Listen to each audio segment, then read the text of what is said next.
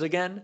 That was the question being asked after Charlie Kirk's memorial, in which we could see Donald Trump and Elon Musk having what seemed like a pleasant conversation. But to me, it's not the most important question. The most important question is, why would they want to be friends again after such a public breakup? Well, for Elon, it's obvious. It's the business interest. He wants to continue his corruption, and we just saw his Grok AI win a big contract with the government.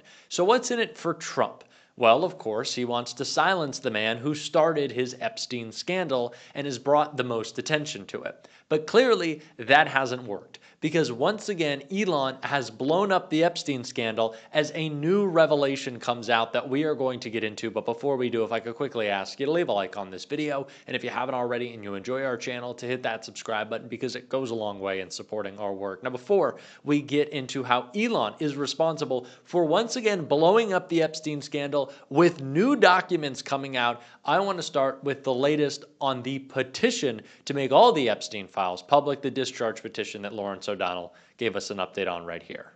As one of the lowest ranking members of Donald Trump's criminal defense team, Donald Trump's attempt to illegitimately use federal power, including federal prosecutorial power, literally knows no bounds in either direction. There's no rule too small for Donald Trump to break and no rule too big for Donald Trump to break. And as you just heard today, Donald Trump had a statue of him and his pal Jeffrey Epstein removed from the National Mall, where the statue had a permit to appear this week until Sunday at 8 p.m. The National Park Service removed the statue this morning, as they said, due to it not being in compliance with the permit. But the National Park Service refuses to say how the statue was not in compliance. It's a 12-foot tall statue, as you just saw, bronze painted statue of Donald Trump and the man who said he was Donald Trump's closest friend for 10 years, the sex trafficker and raper of children, Jeffrey Epstein, who Donald Trump said was a terrific guy. The two men are holding hands in the statue and smiling at each other. That statue made Donald Trump the first president in history to have a statue of himself placed in Washington during his presidency. The National Park Service possibly violating its own permit rules to take down the statue is the least, as we said, of Donald Trump's abuses of presidential power. Last night, in a special election, voters in Arizona gave our first guest tonight one more member of the Democratic team in the House of Representatives. House Democratic leader Hakeem Jeffries will be joined on the House floor by Democrat Adelita Grijalva, who won a special election for the House seat held by her father, Congressman Raul Grijalva, until his death in March of this year. That means one more signature for the discharge petition that can force a vote in the House of Representatives to release the Epstein files. Semaphore reports that Republican Congressman Thomas Massie is, quote, declaring victory on his move to force a vote on releasing the Jeffrey Epstein files after the election to fill a vacant Arizona House seat. And he says House Speaker Mike Johnson and some of the powers that be in D.C. are in full panic right now about it.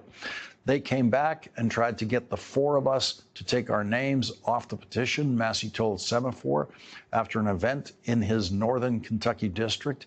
They asked some of my colleagues who are co-signers, and they actually threatened them politically, not physically. Massie said if Johnson uses parliamentary tactics to evade a vote, that there's enough notoriety on this issue that people will know that he's sweeping this under the rug. He also said if there is language included in a bill to sideline the petition, those who vote for that bill are part of the cover-up. Donald Trump is terrified. The clock continues to tick. He cannot distract. He indicted James Comey, not only because he wants to expand his authoritarian project, but because Donald Trump knows that he needs to be able to intimidate and keep people from talking. He wants to root out anyone who is not a loyalist. We have seen Republicans respond to this indictment by saying that anyone who questioned it at the FBI, at the DOJ, anywhere in Trump's government should lose their job. These are all loyalty tests, and we see the same with Epstein, a loyalty test that Elon Musk failed, and the reasons why might be becoming a little clearer because the House Oversight Dems have newly released documents from Epstein's estate that link Elon to some pretty sketchy shit. New documents from Epstein's estate detailing his daily schedule. They show meetings with Steve Bannon, Peter Thiel, and a potential visit to Epstein's Island from Elon Musk. Prince Andrew is listed as a passenger on Epstein's jet. DOJ must release the files now. As you can see right here on Saturday, December 2014, it says, reminder, Elon Musk to Island, December 6. Is this still happening? Now, Elon has, of course, denied any real relationship with Jeffrey Epstein, and there's nothing that we can see so far to suggest that he actually did go to Epstein's Island. But boy, is that pretty fucking damning. And it just goes to show what Donald Trump is after right now in covering up the Epstein files. It's not just about him. We have to keep that in mind. Donald Trump isn't just worried about what these documents might reveal about him. But the more co-conspirators, the more associates that we can connect Trump back to in his relationship with Epstein, the more people we have who can talk. The reason that the House Oversight Dems have these documents is because they are going straight to the Epstein estate. There is no obstacle that Donald Trump can put in place of that effort. It is how they got Jeffrey Epstein's birthday book with Donald Trump's letter to Epstein. That is how they continue to extract more information. It is why Donald Trump is so worried about more light coming out, being shined on these Epstein associates, and maybe clearly why he wants to get all buddy-buddy with Elon again. Now, I don't know if Elon was close with Epstein, wasn't close with Epstein, is hiding that relationship, but he clearly knew enough, and it just seems like it could be even more damaging to Donald Trump. There's so much to unpack here. There are so many different lanes we could take this down, but all we know, 100% for certain, is that Donald Trump doesn't want us talking about this. He wants to distract us with anything else, but we can't just think, or we can't just react as if every story is an effort by Trump to completely shift focus away from the Epstein files. Sure, there are moments when that is the case. Talking about Barack Obama or the names of football teams. What he's doing with Comey, sure, is a part of the broader authoritarian effort that helps him undermine anyone who wants to bring light to the Epstein files and bring justice to the victims. But I do think it's important to recognize that these things are important on their own. And Senator Tim Kaine broke that all down right here. Well, Donald Trump has just installed a political hack to do his bidding. Since we talked, Jen, last week, Trump tweeted out essentially a challenge/threat to Pam Bondi saying, you're not going after my political enemies enough. I think that was supposed to be a private message, and it went out to tens of millions of people, and he deleted it because it's the kind of thing that gets cases thrown out of court for malicious prosecution. So he put in a loyalist as interim Eastern District of Virginia U.S. attorney who has no Virginia experience, who has no prosecutorial experience, and clearly he's told her, you've got to go after my enemies. But I'll raise it up one level. If you've looked at our Attorney General Pam Bondi's statement tonight, her statement on the indictment says, you know, we've indicted for the following reasons. And then the last line is, we will follow the facts in this case. Did Pam Bondi go to law school? You follow the facts before you indict someone for a crime. You do not indict them and say, well, now we got to go look for some facts. Her statement shows this thing is a complete political hatchet job. And I think it's going to blow up in the Trump administration's face because having practiced law in the Eastern District of Virginia for 17 years, I don't see any of the judges in this district dignifying this political persecution in any way. I was just talking to Andrew Weissman about how Comey, and Comey also posted on Instagram and said, like, let's go to trial. Andrew said he could have a trial within 30 days, or that's his right, as I understand it. You can correct me if I'm wrong there. What does that look like? You said the rule of law should prevail. It doesn't feel like they have much of a case here that they've outlined.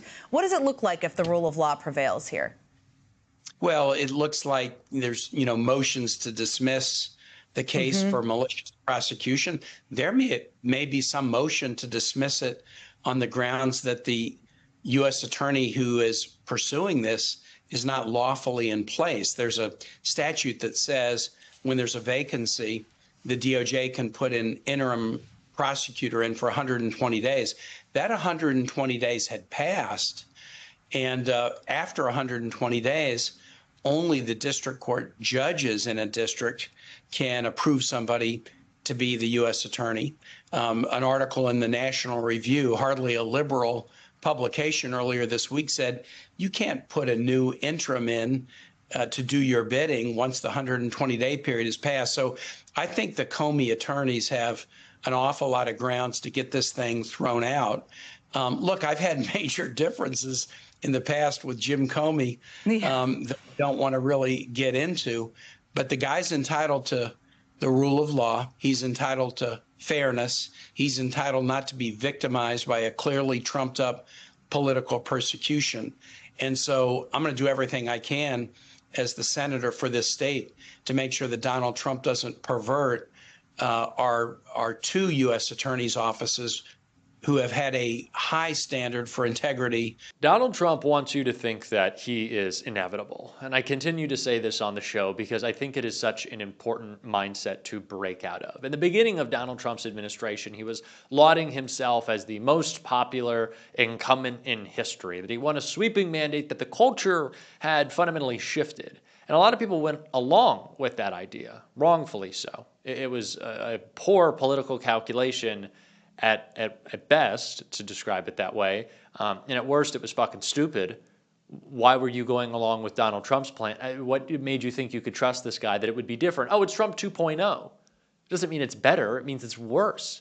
They drew up their plans. They called it Project 2025. Did you not pay attention? Well, you did. Some Democrats in Congress didn't.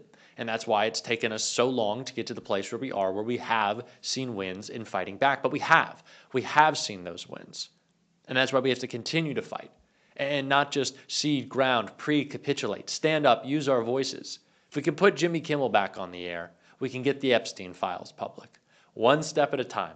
Let's keep on fighting. We're doing it on this show. If you want to support that, as always, you can hit that subscribe button, leave a like on this video. If you stuck around to the end, drop a blue heart in the comments. And if you want to become a supporter of the show in another way, you can subscribe to my Substack linked right here or down below, becoming a free or paid subscriber. One of the best ways to support the show.